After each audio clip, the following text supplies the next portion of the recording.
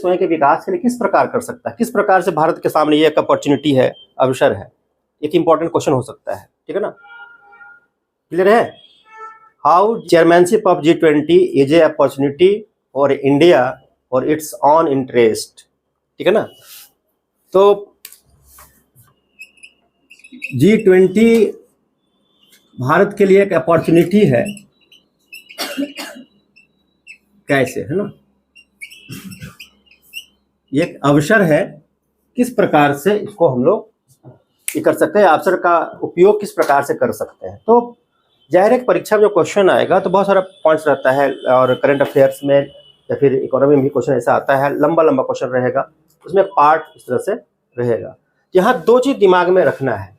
ठीक है, चूंकि G20 में अभी जैसे सपोज करो कि ये इंडिया है, ठीक है, इसके अलावे इसमें 20 कंट्री मतलब 19 कंट्री और है, टोटल 20 कंट्रीज है, मतलब वर्ल्ड का एक बड़ा मतलब सबसे बड़ी अर्थव्यवस्था वाला समूह है। ठीक है, the largest economic group of the world. ठीक है, क्योंकि हम लोगों ने पिछले बार चर्चा किया था कि टोटल जीडीपी का कितना परसेंट है, 85% टोटल वर्ल्ड के जीडीपी का G20 है ना देशों में समाहित है। जीडीपी मतलब दूसरा टोटल ट्रेड का लगभग 75% समाहित है। ठीक है ना, और पॉपुलेशन का 2/3 2/3। अब होता क्या है कि एक छोटा सा डाटा है, ये कोई भी बच्चे को समझ सकता है। प्रारंभिक परीक्षा की तैयारी हम करेंगे तो हम लोग को इसे याद करना रहता है, लेकिन इसी चीज से पॉइंट निकालना, इसी चीज से पॉइंट को समझना, है ना, तुमको आना चाहिए कि जब पूरे वर्ल्ड का 2/3 जनसंख्या G20 ग्रुप में है, तो अगर भारत एक साल की अध्यक्षता के दौरान ऐसा कुछ करता है, अपना डेवलपमेंट, बाकी देशों की भी चिंता करता है, अगर तो 2/3 जनसंख्या तक भारत की पहुंच हो सकती है, socially, economically, diplomatically, strategic point of view से भी, है ना, सामाजिक रूप से, आर्थिक रूप से, कूटनीतिक रूप से, रणनीतिक रूप से भी भारत की पहुंच एक विश्व के बड़े भाग में हो सकती है, जिसका लाभ भारत को, है ना, मिलना संभावित है, एक बहुत बड़ा अवसर है। क्लियर है? दूसरा, चूंकि व्यापार का भी 75% है, 75% व्यापार अगर इन G20 कंट्री के साथ हो रहा है, अगर इंडिया इस व्यापार में अपनी भागीदारी को बढ़ाता है, प्रोडक्शन को बढ़ाता है, जैसे मेक इन इंडिया कार्यक्रम चल रहा है हमारे यहाँ, तो मेक इन इंडिया कार्यक्रम में जो प्रोडक्शन हो रहे हैं, ठीक है, उसको अगर हम और बेहतर बनाएं, उसके प्रोडक्ट को इंटरनेशनल लेवल का बनाएं, तो निश्चित रूप से हम इस 75% ट्रेड को अपने हित में लाभ ले सकते हैं। बात अब निकल रहा है इससे। इसी प्रकार जीडीपी का 85% है, मतलब समृद्धि है, 20 कंट्री को मिला दो तो पूरा दुनिया का समृद्ध ग्रुप है ये, उसका पार्ट है इंडिया। ठीक है, उसका समूह में सदस्य है इंडिया, निश्चित रूप से भारत को इसका लाभ मिलेगा। बस उस लाभ की जो संभावनाएं हैं, जो पॉसिबिलिटीज है, प्रोबेबिलिटीज है, ठीक है, उसको सही तरीके से गाइडलाइंस देने की आवश्यकता है, जो हमारा लीडरशिप इसके लिए तैयार है। भारत का लीडरशिप इसके लिए पूरी तरह से तैयार है। अब यहाँ बात आती है, जैसे यह है इंडिया, है ना, तो इंडिया का अपना इंटरेस्ट होगा। ठीक है, इंटरेस्ट ऑफ इंडिया, ठीक है ना, जाहिर है कि हम इस ग्रुप में हैं तो ग्रुप का भी क्या इंटरेस्ट है। ठीक है, तो इंटरेस्ट ऑफ वर्ल्ड, दुनिया का क्या इंटरेस्ट है, चूंकि पूरे वर्ल्ड का 2/3 पॉपुलेशन, ट्रेड 75%, जीडीपी 85% है, तो निश्चित रूप से वर्ल्ड का एक बड़ा हिस्सा का प्रतिनिधित्व कर रहा है। हमें अध्यक्ष के रूप में इस बात की चिंता करनी होगी कि भाई इंटरेस्ट क्या है वर्ल्ड का, मतलब दुनिया का अलग हित क्या है, जो विश्व का हित क्या है, विश्व के हित, और यह भारत के हित। ठीक है, ये पॉइंट को नोट कर लेना है, कुछ पॉइंट्स। जैसे भारत का हित में लिख लो डिजिटल इंफ्रास्ट्रक्चर,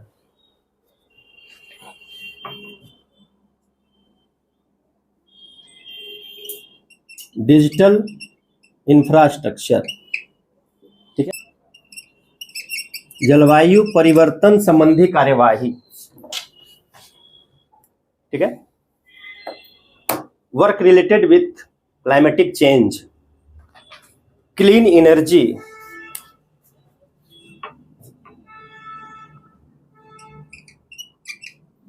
स्वच्छ ऊर्जा, क्लीन एनर्जी,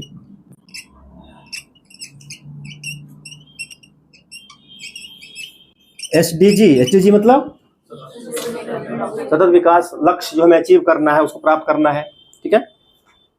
उसके बाद है बहुपक्षीय सुधार, मल्टीलेटरल इंप्रूवमेंट,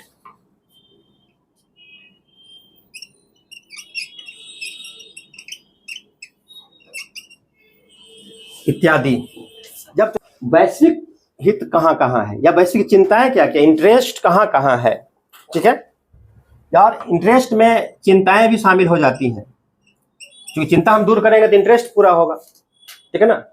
तो अभी वर्तमान समय में एट द प्रेजेंट टाइम कौन कौन से प्रॉब्लम्स हैं या क्या क्या इंटरेस्ट होगा वर्ल्ड का, उसको देखना है। तो एक है तुम्हारा पैंडेमिक, अभी भी कोरोना पैंडेमिक के इम्पैक्ट से पूरा वर्ल्ड अभी उभरा नहीं है ना, पूरी तरह से उभरा नहीं है। और तुम अखबार में टेलीविजन में सुन रहे होगे कि चाइना में फिर से, है ना। तो पहला है पैंडेमिक, क्या बोलते हैं उसको,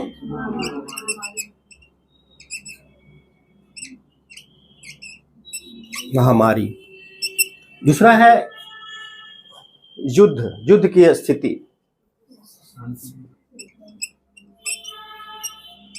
युद्धजन्य परिस्थितियां या युद्ध और युद्धजन्य परिस्थितियां, ठीक है, से उबरने का। जी, रूस यूक्रेन युद्ध हो रहा है, रूस यूक्रेन युद्ध हो रहा है, तो उससे क्या हो रहा है, इंटरेस्ट क्या है वहां पर, खाद्य का संकट हो रहा है, ठीक है ना, फूड क्राइसिस हो रहा है, एनर्जी का क्राइसिस हो रहा है, ऊर्जा, ठीक है ना।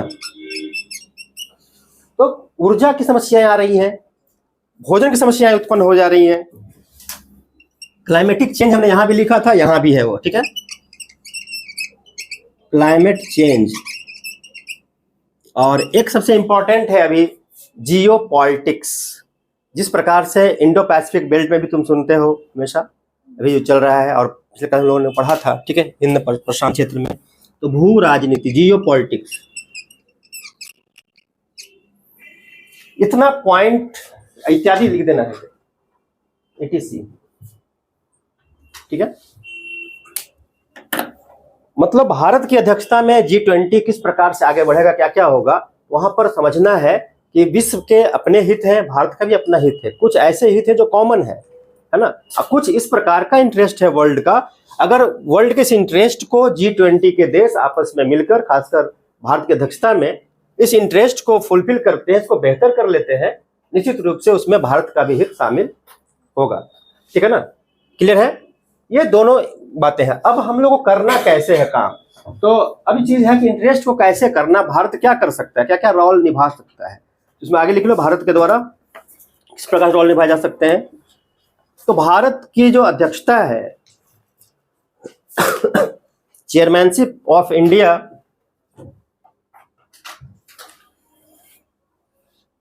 बेस्ड ऑन इंक्लूसिवनेस, समावेशी,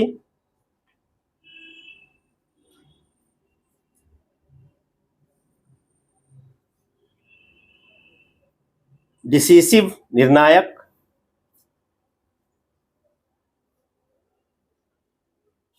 कार्योन्मुखी, वर्क ओरिएंटेड, महत्वाकांक्षी भी लिख लो। समावेशी का मतलब है कि हम चाहते हैं कि विकास इस प्रकार से हो, है ना, कि हमारा तो विकास हो ही, और संसार के वैसे देश या वैसा क्षेत्र जो पिछड़ा हुआ रह गया, पीछे है अभी, उन सब का भी विकास हो, ठीक है ना। जैसे साउथ अफ्रीकी कंट्री है, लैटिन अमेरिकी कंट्री है, कुछ और आइलैंड के कंट्री है, वर्ल्ड के नक्शा पर देखना है तो वहाँ भी विकास की समस्याएं अभी भी हैं। तो उन सबको भी क्या करना है, विकास की धारा से जोड़ लेना, इंक्लूसिव ग्रोथ अभी जो चर्चा हो रही थी उसमें जोड़ लेना है, ठीक है ना। कार्योन्मुख का मतलब होता है वर्क ओरिएंटेड, काम करना है, केवल बात नहीं करना है बल्कि काम करना है।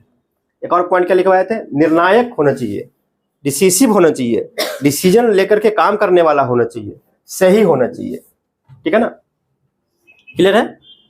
दूसरा, इसमें और क्या अवसर होगा, क्योंकि G20 का अध्यक्ष हम लोग 1 दिसंबर को ऑफिशियली स्टार्ट हो जाएगा और बताया गया है कि पूरे इंडिया में जगह जगह पर बैठकें होंगी, अलग अलग समय पर बैठकें होंगी, ठीक है। तो अलग अलग समय में अलग अलग जगह पर बैठक होने से, जैसे मान लीजिए पूरा ओवरऑल इंडिया में बैठकें अलग अलग होंगी। इसकी एक बैठक की शुरुआत हुई है कहाँ, अंडमान निकोबार में शुरू भी हो गया है, ठीक है ना अभी। तो पूरे भारत में अलग अलग जगहों पर जब बैठकें होंगी तो जाहिर है कि जहां जहां पर G20 का सम्मेलन होगा वहां पर स्थानीय विकास की संभावनाएं थोड़ी देर के लिए तो बढ़ेगी ही बढ़ेगी, एक। दूसरा, वहाँ के कल्चर जो होगा, उस एरिया का जो कल्चर होगा, संस्कृति होगी, समाज होगा, वो पूरे वर्ल्ड के कल्चर से जुड़ेगा। तो सांस्कृतिक विकास भी होगा, सांस्कृतिक आदान प्रदान भी होगा, आर्थिक विकास होगा, ठीक है ना, उस क्षेत्र का विकास होगा, एक ये संभावनाएं हैं, ठीक है। दूसरा, ये पॉइंट लिख लिया, सब नोट कर लेना है, ठीक है, बाद में लाइन बनाना, पहले इतना पॉइंट लिख लेना है कि अलग अलग शहरों में प्रारंभ होने से उसका सोशल, कल्चरल, इकोनॉमिकल, है ना, मॉरल भी उसका विकसित होगा। जब सम्मेलन यहाँ पर होगा तो विश्व के अन्य देशों के राजनेता, डिप्लोमेट्स, ठीक है ना, रिप्रेजेंटेटिव, प्रतिनिधि, उद्योगपति, इंडस्ट्रियलिस्ट, ठीक है ना, बहुत सारे ऑफिसर्स, अधिकारी, एंटरप्रेन्योर्स, ये सब यहाँ पर पार्टिसिपेट करेंगे, उद्यमी पार्टिसिपेट करेंगे। तो निश्चित रूप से जब ऐसे लोग पार्टिसिपेट करेंगे, जब पॉलिटिकल लीडर होंगे, आर्थिक जगत के लीडर होंगे, ठीक है ना, प्रशासनिक जगत के काफ़ी हाई ऑफिशियल्स बाहर के भी होंगे, ठीक है, और इंडिया में आएंगे, इंडिया के लोगों से मिलेंगे, यहाँ के आबो हवा को देखेंगे, यहाँ के कल्चर को देखेंगे, निश्चित रूप से इसका फायदा इंडिया को भी मिलेगा, ठीक है ना। तो ये एक फायदा ये होगा।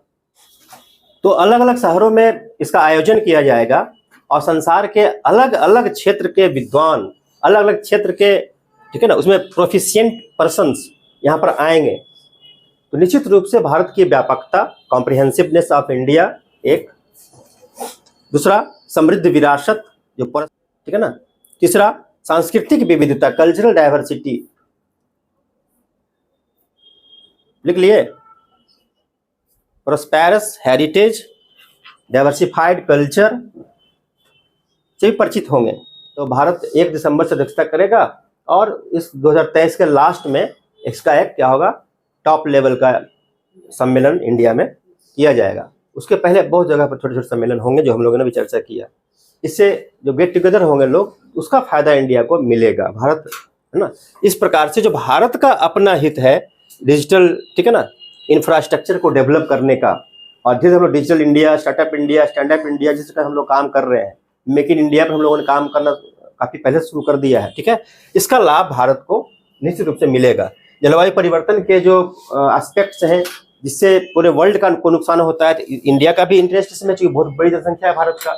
जलवायु परिवर्तन से बहुत बड़ा प्रभाव, बहुत बड़ा लॉस भारत जैसे देश को होता है, होगा, क्योंकि जनसंख्या ज़्यादा प्रभावित होंगे लोग, और संसार की समस्या है ये, ठीक है ना। क्लीन एनर्जी काफ़ी इंपॉर्टेंट मैटर है, क्योंकि पर्यावरण प्रदूषण इतना हद तक बढ़ता जा रहा है कि एनर्जी के सेक्टर में हमें ध्यान देना ही होगा, स्वच्छ ऊर्जा की तरफ। और ये वर्ल्ड का भी प्रॉब्लम है, एनर्जी क्राइसिस, एनर्जी समस्याएं हैं, खासकर युद्ध जनित परिस्थितियों के कारण, ठीक है। SDG गोल को लक्ष्य करना 17 गोल है, उसके बिना डेवलपमेंट ही नहीं होगा। चाहिए गोल बनाया ही गया इस तरीके से ताकि हमारा या हमारे लोगों का ओवरऑल डेवलपमेंट हो। ओवरऑल में उसको देखना कि 17 पॉइंट टोटल बेसिक पॉइंट्स है सारे, अगर उसमें से, है ना, अगर 2, 4, 5 को माइनस कर दोगे तो बहुत कुछ पीछे रह जाएगा। SDG गोल को भी अचीव करने का है, ठीक है, और पूरे वर्ल्ड का जो सिचुएशन है उसको ठीक करना है। ये इंडिया के सामने बहुत बड़ा मौका है अपनी बातों को रखने का। जैसे भारत के प्रधानमंत्री ने अपना एक दिया है नारा, एक विश्व, एक परिवार और एक फ्यूचर, एक भविष्य, ठीक है ना। एक इस नारे के साथ हम आगे बढ़ रहे हैं कि पूरा ग्लोब, पूरा वर्ल्ड एक होगा, एक फैमिली जैसा होगा, और एक फ्यूचर, सबका एक फ्यूचर है, चाहे वो सतत विकास को लेकर हो, क्लीन एनर्जी को लेकर हो, जलवायु परिवर्तन को लेकर हो, खाद्य संकट को लेकर हो, ऊर्जा संकट को लेकर हो, ठीक है ना, पैंडेमिक से निपटने की हो। तो निश्चित रूप से पूरे भारत में, पूरे वर्ल्ड में भारत का कद काफी ऊंचा होने की संभावनाएं अभी है, और इसको सही तरीके से, है ना, व्यवस्थित करके इस कार्य को किया जाना चाहिए, और राष्ट्रीय भावना के साथ साथ मानवता की भावना से इस कार्य को किया जाना चाहिए, ताकि सही अर्थ में भारत पूरे संसार का एक अगुवा देश, है ना, मतलब लीडर कंट्री के रूप में डेवलप हो सके। That's all.